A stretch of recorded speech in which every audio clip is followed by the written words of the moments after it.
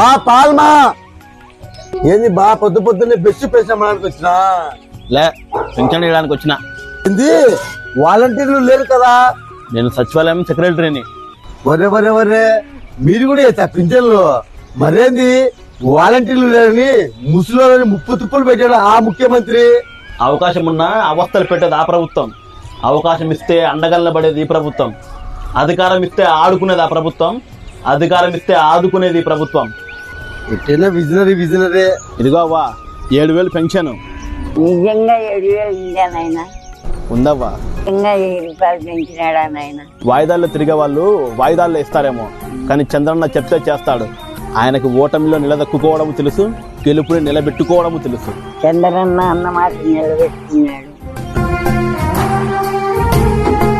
చెప్పిన రోజు పెన్షన్ ఇవ్వగలిగారంటే నెల రోజులు కూడా కాలేదు. అందరూ ఛార్జెస్ తీసుకు ఆయన అనుభవం వల్ల ఈ రోజు మీకు వెంటనే మీ చేతికి ఇలా వచ్చింది. చంద్రబాబు గారి అపారమైన అనుభవం రాష్ట్రానికి చాలా అవసరం. ఆయన మనస్ఫూర్తిగా నేను ఆయన అభినందిస్తున్నాను.